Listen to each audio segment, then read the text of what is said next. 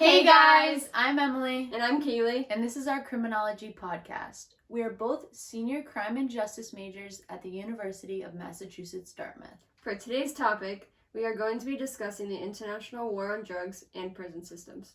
I'm going to start off with the international war on drugs. So when most people living in the United States think of the war on drugs, they think of the police and government trying to prevent the distribution and use of hardcore drugs. But that is not always the case. Today I will be expanding all of our horizons to outside of the United States and taking a look at countries like Portugal and the Netherlands. Firstly, I'd like to dive into the topic of why drug use is even being criminalized in the first place. There continues to be an attempt at keeping our prison systems full of individuals with drug convictions, as well as keeping the violence against Black and brown people on the front burner of our justice system. Throughout the world, drug use and drug overdoses still remain high.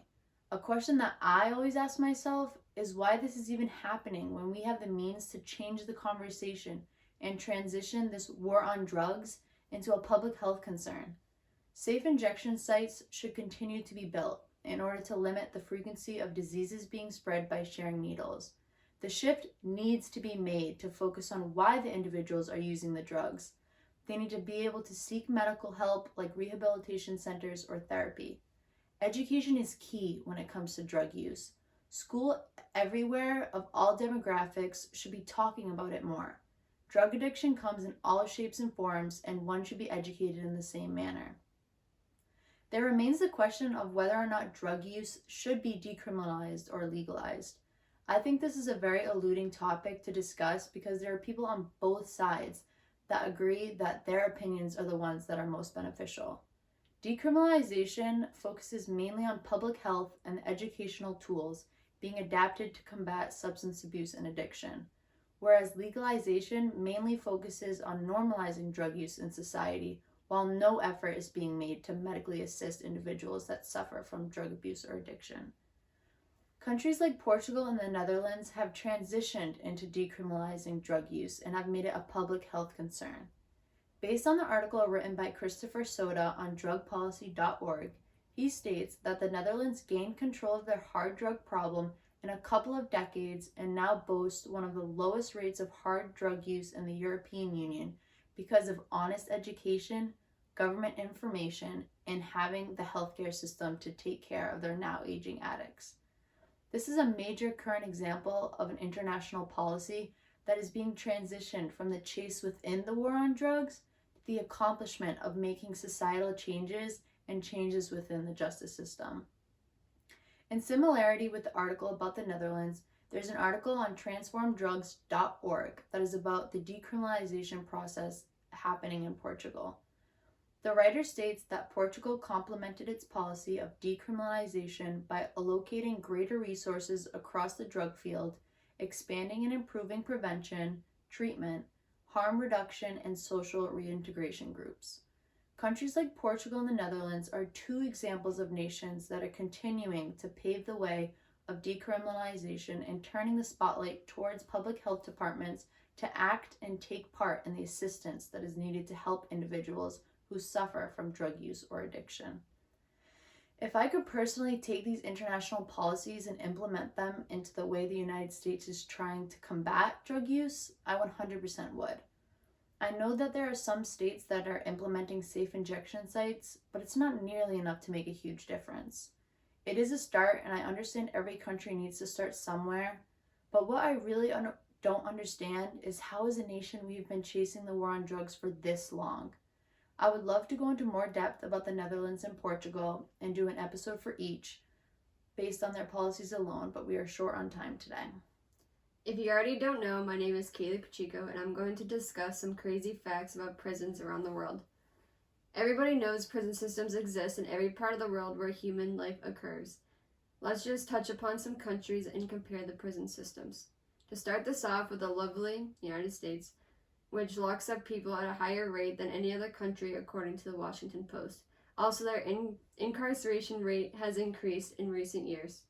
Moving on to a close radius of the United States, let's discuss Canada.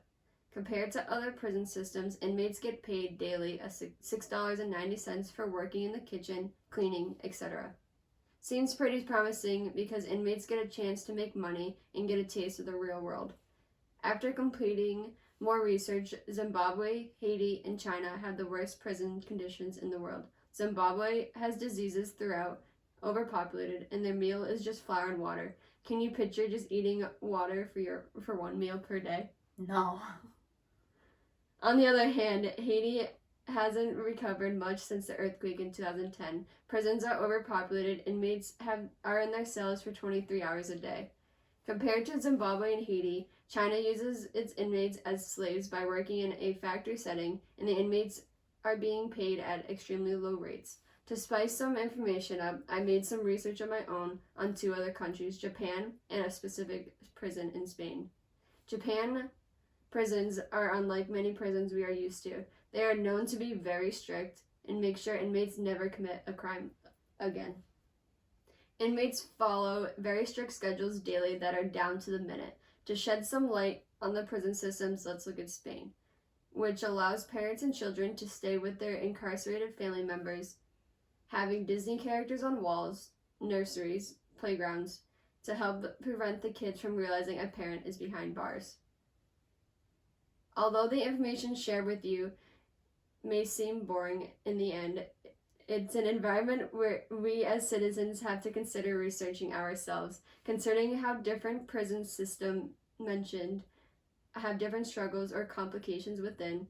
Some actually consider how to prevent inmates from convicting a crime ever again. Looking at the area of prison systems globally, most impacted by it is the inmates. The inmates because, based on different prisons, either suffer in overpopulated prisons, contract a disease that is circulating within, or they are malnourished. But in the future of things, some prisons actually care about the outcome of the inmate's future and family.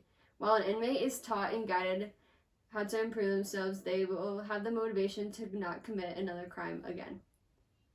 Some different perspectives on the topic of prison systems are that some people truly think inmates should suffer while serving their time. Others think that prisons should help inmates not to relapse in coming back to prison after being released.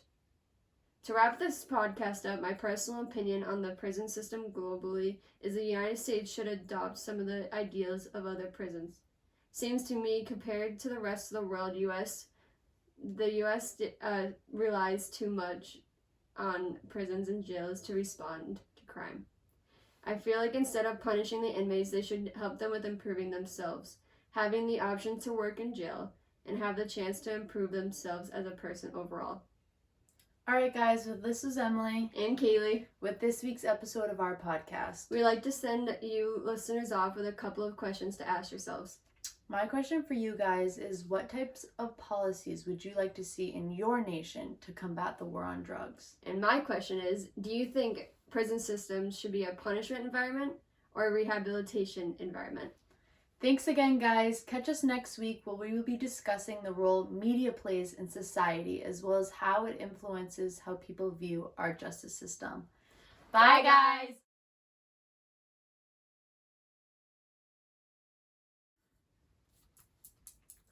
You got it. Okay.